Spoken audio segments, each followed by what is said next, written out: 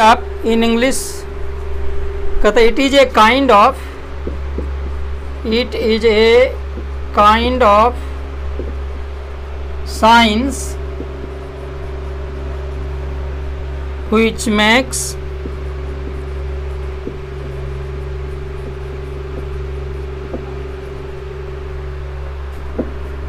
us learn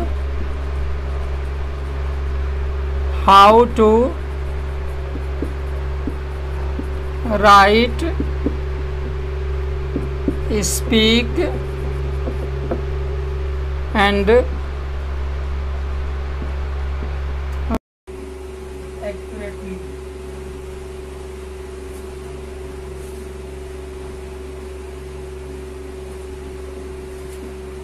अर्थात क्या हुआ कि it is a kind of science, grammar क्या है, एक प्रकार का विज्ञान है, which makes us learn, जो हमें क्या कहता है, makes us learn, यानी हमें सिखाता है, how to write, कैसे लिखेंगे, speak, कैसे बोलेंगे, and read accurately, और कैसे आप शुद्ध शुद्ध पढ़ेंगे। यानी ग्रामर हमें, व्याकरण क्या करता है, हमें शुद्ध शुद्ध बोलना, शुद्ध शुद्ध लिखना और शुद्ध शुद्ध पढ़ना सिखाता है।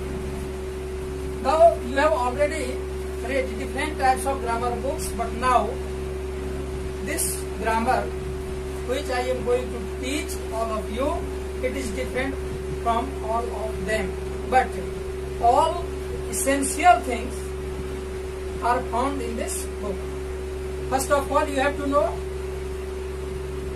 how many parts of grammar, because most of the grammars have started from article. In some grammar you find it is started with tenses, but now I started from its part, जिसे आप बोलते हो parts of speech, means that grammar has 5 parts. इसके कितने हिस्से होते हैं, 5 हिस्से होते हैं। एक एक हिस्से करके जानना है। पहला हिस्सा है, इसको अब बोलते हैं ऑर्थोग्राफी। ऑर्थोग्राफी इसका मीनिंग होता है वर्ण विचार। सेकंड इसका है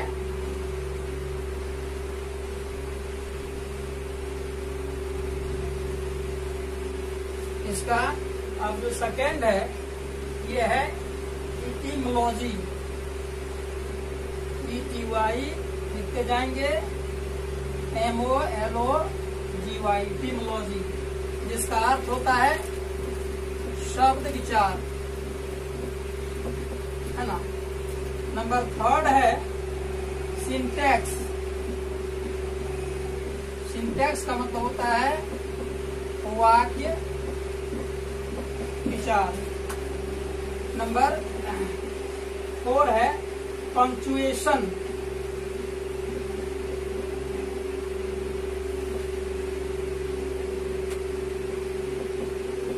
पंक्चुएशन जिसका अर्थ होता है चिन्ह विचार। और इसका जो 5वां भाग है, वो है प्रोसोडी, जिसको आप बोलते हो छंद विचार। आप यदि इस 5 भाग को देखेंगे तो सबसे पहले आप देखते हैं कि ग्रामर जो शुरू होता है, तो ग्रामर का बेसिक चीज क्या है, वर्ण है, लेटर है। इसलिए हम लोग शुरू करते हैं पहले वर्ण विचार से। इसलिए सबसे पहले स्टडी करेंगे हम लोग ऑर्थोग्राफी का, फिर करेंगे वर्ण से क्या बनता है, शब्द बनता है। इसलिए आप उसे इटिमोलॉजी यानी शब्द विचार को पढ़ेंगे कि शब्द कैसे बना, और जब शब्द बनता है उसके बाद हम शुरू करते हैं सिंटैक्स, इस शब्द से वाक्य कैसे बनता है। और जब वाक्य बनता है तो उसमें हमको देखना है चिन्ह कहाँ कहाँ क्या लगता है, इसलिए उसको हम लोग पंक्चुएशन, तब फिर चिन्ह विचार यानी पंक्चुएशन लगाते हैं, जैसे कॉमा, फुल स्टॉप, हाइफन, ये सारा चीज। और अंत में जो पांचवा है वो प्रोसोडी यानी छंद विचार। इसके आधार पर फिर आप छंद बनाते हो, पैराग्राफ लिखते हो, ये सारा चीज होता है। ये सबसे पहले आप जो डिस्कस करेंगे इन पांचों में से सबसे पहले आप डिस्कस करेंगे किसका? ऑर्थोग्राफी का। ठीक है, ऊपर हम मिटाते हैं, आप देखते जाएंगे। नीचे जो लिखा हुआ है पहले आप उसी को देखेंगे, ऑर्थोग्राफी को। यानी सबसे पहले ग्रामर का जो चीज है उसे आप पढ़ेंगे, जिसका की होगा ऑर्थोग्राफी। ऑर्थोग्राफी यानी क्या बताया आपको हम? वर्ण विचार। इसको आप लिख सकते हैं कि it is a system, it is a system of spelling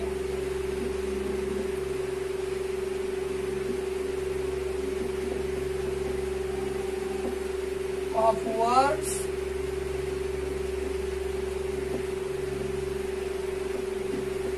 it is, or you may say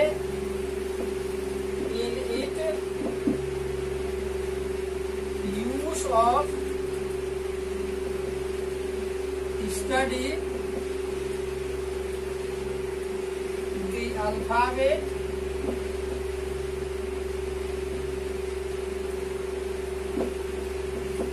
of English.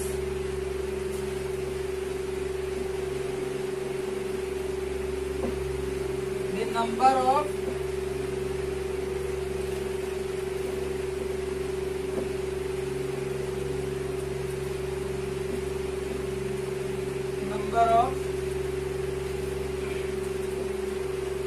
alphabets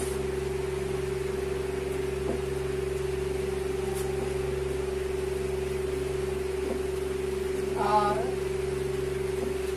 26 है ना। तो क्या कहता है ऑर्थोग्राफी? वर्ण विचार। System of spelling of words. क्या है? वर्ड्स यानी शब्दों के स्पेलिंग का, हिजे का एक पद्धति है। It is a system of spelling of words.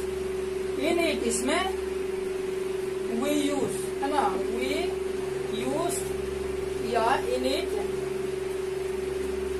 Use study the alphabet of English.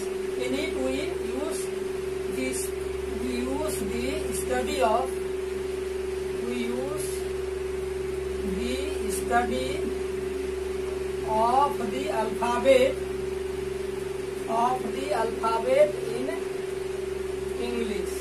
the alphabet in English. The number of alphabets are 26. यानी इसका मतलब है कि ये जो सिस्टम है क्या है? वर्ड्स का, शब्दों का स्पेलिंग का है। शब्द को क्या ये लिखते हैं और इसका यूज करते हैं हम लोग इसमें इंग्लिश के अल्फाबेट का स्टडी करने में, अध्ययन करने में। और जैसा आप जानते हो कि अल्फाबेट जो है ये 26 लेटर आता है इसमें। तो इसमें आप देखेंगे कि जो लेटर है ये कितने तरह का है, यानी अल्फाबेट्स कितने तरह के हैं। ठीक है, इसको मिटाते हैं तो आप देखेंगे क्या मिलेगा कि इट हैज यानी alphabet has, it has 2 kinds है ना। इसमें कितने तरह के होते हैं अल्फाबेट? 2 तरह के होते हैं। पहला क्या है? वोवेल्स। वोवेल्स को हम लोग हिंदी में बोलते हैं स्वर। स्वर समझते हो ना? यानी ये जो स्वर है वो क्या, हिंदी के ग्रामर में आपने पढ़ा होगा कि वर्ण है, अक्षर जो है उसमें 2 तरह के होते हैं, स्वर वर्ण और व्यंजन वर्ण। स्वर वर्ण वह वर्ण है which is spoken without the help of any other words, any other word means alphabets। यानी वॉवेल जो किसी दूसरे की सहायता से नहीं बोला जाता है, स्वयं बोला जाता है। मैं आप देखेंगे इट हैज, यानी वॉवेल्स जो है in English it has 5 in numbers। ठीक है, यानी इट हैज 5 in numbers, यानी संख्या में ये 5 है। The sound of these alphabets, the sound of these alphabets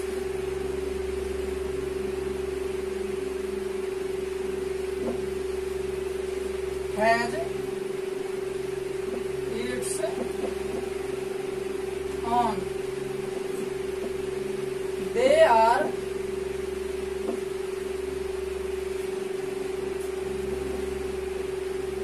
A, E, I, O, U. तो इसमें क्या है? Vowels it has 5 in numbers, ये संख्या में 5 है। The sound of these alphabets, इन अल्फाबेट का अपना साउंड है, has its own. They are A, E, I, O, U, जैसा कि आप जानते हैं। और नंबर बी इसका जो है वर्ड्स, ये अल्फाबेट का दूसरा जो कॉन्सोनेंट्स है, कॉन्सोनेंट्स, जिसको आप व्यंजन बोलते हो। ठीक है, व्यंजन मतलब ये सब्जी नहीं समझना। व्यंजन का मतलब क्या है? ये व्यंजन ये अक्षर है। ठीक है, it has 21 in numbers.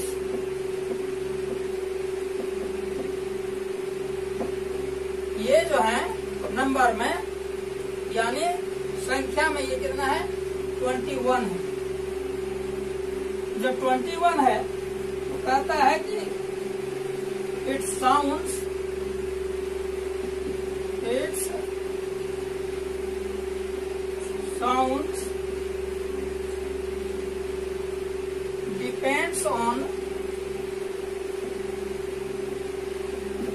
depends on vowels.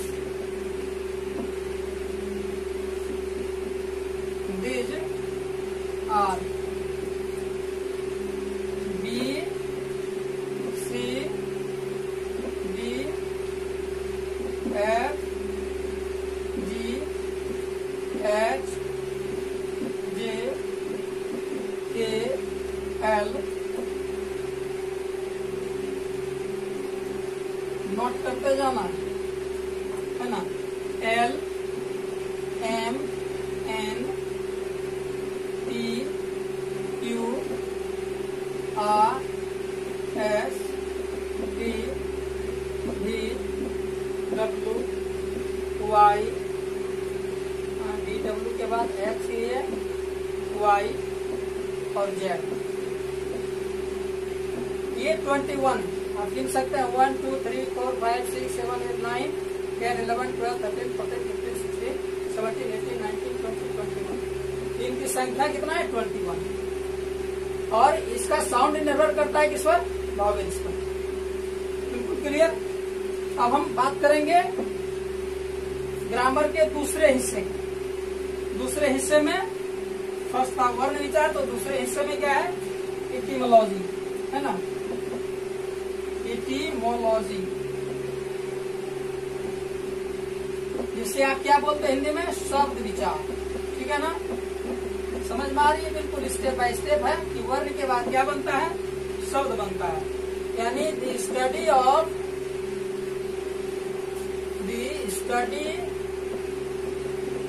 Words. Etymology, ये इटिमोलॉजी में क्या है? Study of words. It's history, इसका जो हिस्ट्री है ऑफ ऑरिजिन। ऑरिजिन का मतलब समझ रहे हो ना? उत्पत्ति। एंड पैटर्न, पैटर्न मीन्स तरीका, किस तरह से इसका स्पेलिंग करेंगे। Is called etymology.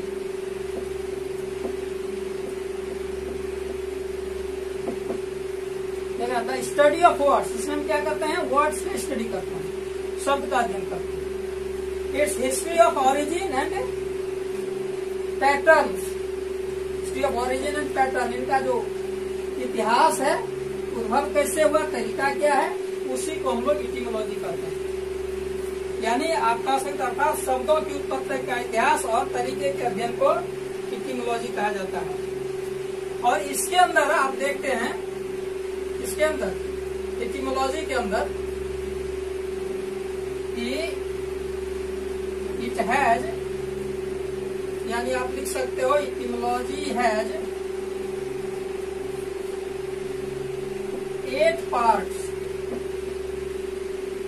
8 पार्ट्स, यानी एटिमोलॉजी के 8 हिस्से हैं।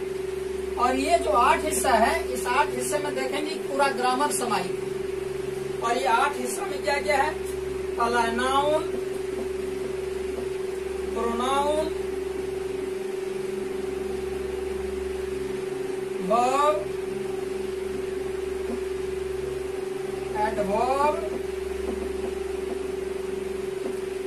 एडजेक्टिव,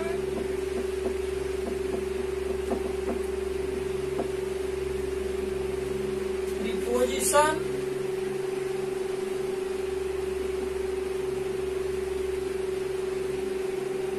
कंजक्शन,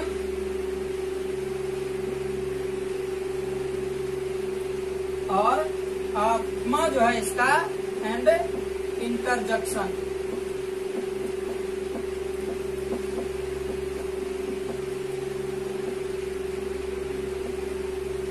ये 8 हिस्से हैं और इसी 8 हिस्से में पूरा ग्रामर समाहित है।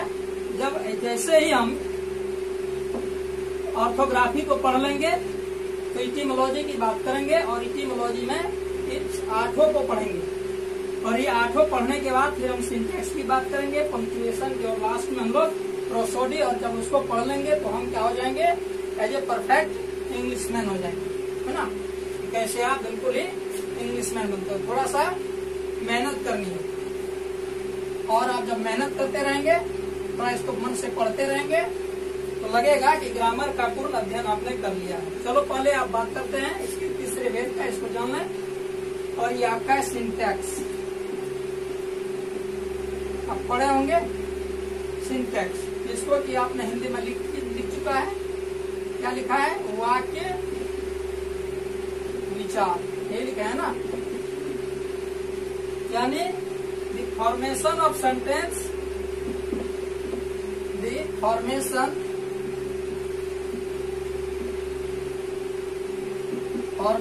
of sentence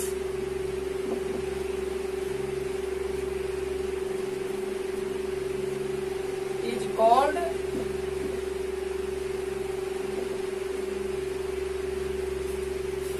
syntax। बिल्कुल हल्का है ना। क्या करा दी? Formation of sentence. Formation means बनावट और सेंटेंस मीन्स वाक्य। तो वाक्य की बनावट को ही हम लोग क्या कहते हैं? सिंटैक्स कहते हैं। The formation of sentence is called syntax. It has the system of, देखिए, it has the system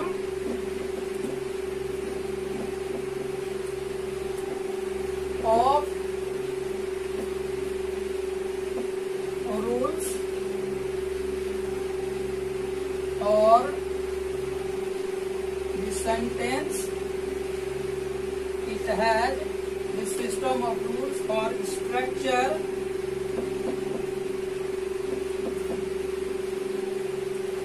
of a sentence,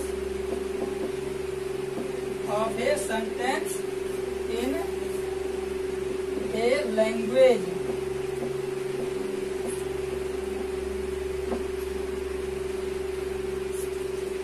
In it, we study subject,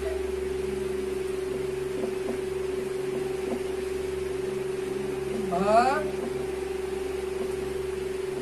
agreement.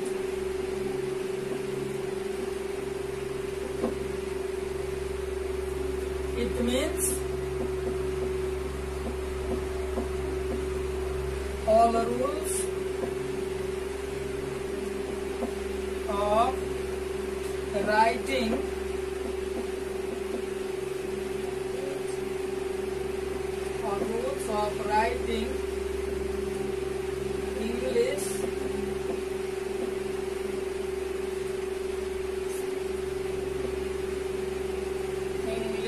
Language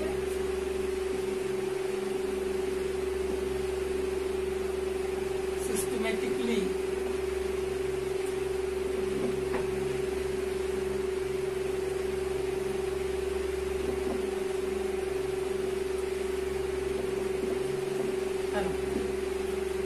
क्या कहता है? It has the system of rules और structure of a sentence in a language. किसी भाषा में वाक्य के बनावट के नियमों की एक पद्धति है।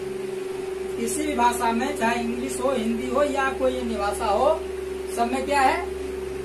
भाषा के वाक्य के को बनाने को जो नियम है उसका एक सिस्टम है।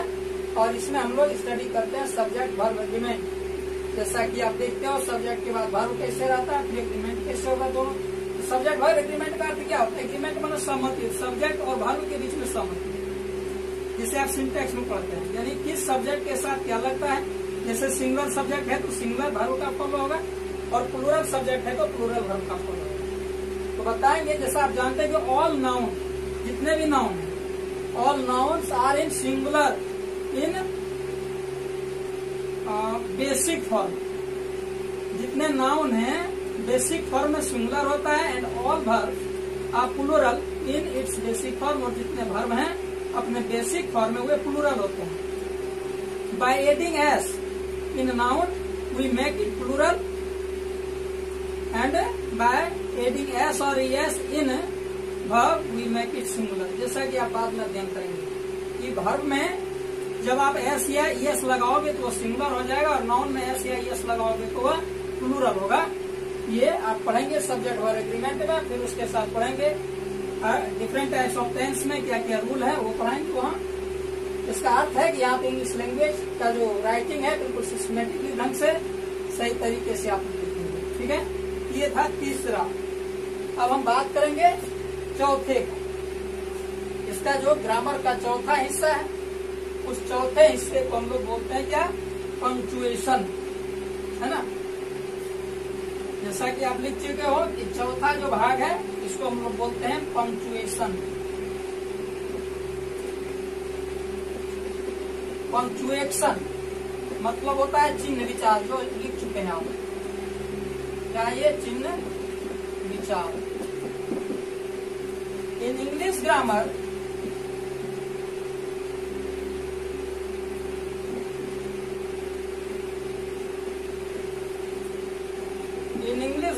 there are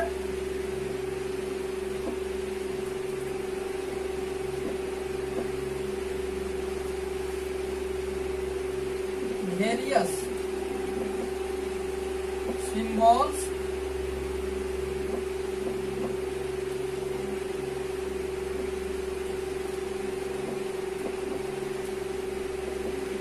by which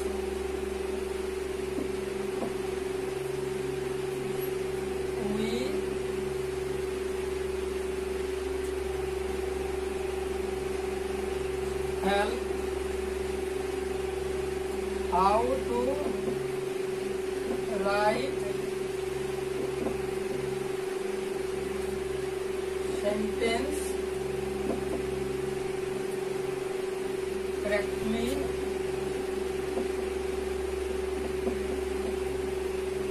with its right pronunciation.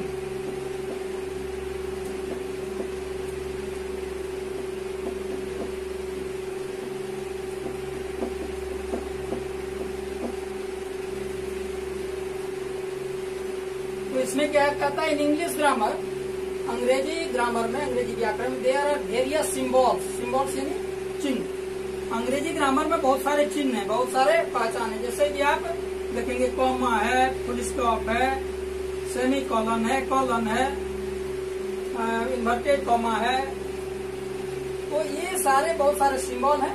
By which, जिससे कि वी हेल्प, हम लोग क्या करते हैं? सहायता करते हैं। How to write sentence correctly, आप कैसे सेंटेंस को करेक्टली यानी सही तरीके से लिखेंगे विथ इट्स राइट प्रोनाउंसिएशन, जिससे कि उसका प्रोनाउंसिएशन उच्चारण इस यानी सही उच्चारण के साथ अंग्रेजी को आप कैसे सही से लिख सकते हैं, इसका हम लोग अध्ययन करते हैं। पंक्चुएशन यानी पंक्चुएशन का यूज करके हम अंग्रेजी को बिल्कुल ही सही तरीके से लिख सकते हैं। ठीक है, ये है आपका क्या चौथा भाग। आप जब देखेंगे पांचवा इसका जो भाग है वो आपका बिल्कुल ही अलग है, लेकिन पहले आप इसी में और थोड़ा सा देखेंगे वो सारे सिंबल्स कौन कौन है। ठीक है ना, इसके जो सिंबल हैं, इसके जो पहचान है, वे सिंबल कौन कौन है। तो जैसे देखिए आप एग्जांपल के तौर पर आप लिख सकते हैं कॉमा। कॉमा अंग्रेजी में हम लोग बोलते हैं, तो लिखते कैसे हैं, ऐसे मारी हो गया कॉमा। फिर आप क्या बोलते हो, semi colon. Semi colon, semi colon में आप क्या करते हो, तो ऊपर एक बिंदा देते हो, नीचे कॉमा मार देते, ये हो जाता है सेमी कॉलन। फिर है क्या हाइफन। हाइफन जो है ये छोटा सा डैश, इसको हाइफन बोलते हैं। और फिर डैश, ये डैश का जो है ये थोड़ा बड़ा होता है। उसी तरह से और इसके सिंबल्स हैं वो भी आप लिख लेंगे अभी। ये सिंबल्स का अध्ययन बहुत ज़रूरी है क्योंकि सिंबल्स आपको बताता है कहाँ रुकना है, कहाँ जोड़ना है। और ये डैश के बाद आप देखेंगे एपस्ट्रॉफी, एपस्ट्रोफी, यानी आप ऊपर से जो डालते हो ना, इसी को एपस्ट्रॉफी बोलते हैं। फिर है फुल स्टॉप। फुल स्टॉप ये तो सब जानते हैं, आप लोग बचपन से ही जान रहे हैं। फिर आप देखते हो सिंगल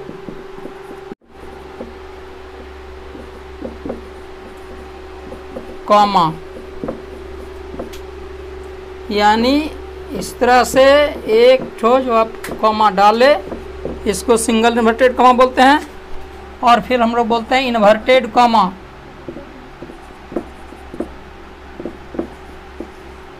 इन्वर्टेड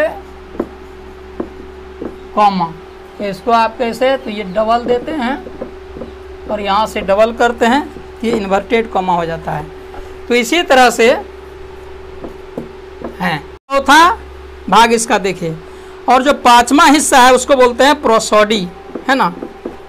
ज़्यादा वक्त नहीं लेंगे आज हम, आज आप लोगों को इतना पर ही छोड़ेंगे। प्रोसोडी शब्द का आप जान जाएं कि ग्रामर क्या है। आप सिंपली जो पढ़ते थे उससे थोड़ा सा लगता होगा अटपटा, लेकिन ये अटपटा है नहीं, ये बेसिक चीज़ है। प्रोसोडी जिसको आप क्या बोलते हो, छंद विचार, है ना। पहले आपने क्या पढ़ा, पहला जो पढ़ा आपने ऑर्थोग्राफी पढ़ा, दूसरा पढ़ा इटिमोलॉजी, तीसरा पढ़ा सिंटैक्स, चौथा पढ़ा पंक्चुएशन और पांचवा आपको पढ़ना है प्रोसोडी यानी छंद विचार। तो छंद विचार क्या, the study of the patterns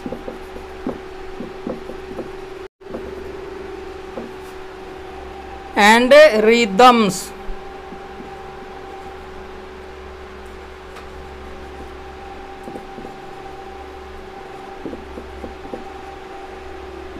in poetry and speech. The study of pattern of sounds इसमें क्या हम लोग स्टडी करेंगे, साउंड्स, आवाज, रिदम, छंद, कि किस तरह से आप उसको बोलते हो, इसी का अध्ययन करेंगे। यानी प्रोसोडी में किसी छंद का, किसी पैराग्राफ में शब्दों का उच्चारण किस तरह करते हैं, कैसे बोलते हैं ताकि इफेक्टिव हो और कहाँ किस तरह से बोला जाए, ये सारा चीज़ पढ़ते हैं। तो टिल हियर टुडे, आज हम लोग यहाँ तक ही पढ़ेंगे। नेक्स्ट क्लास में आप पढ़ेंगे फिर कैसे आप शब्दों का अध्ययन करेंगे, कैसे ग्रामर में। Thank you.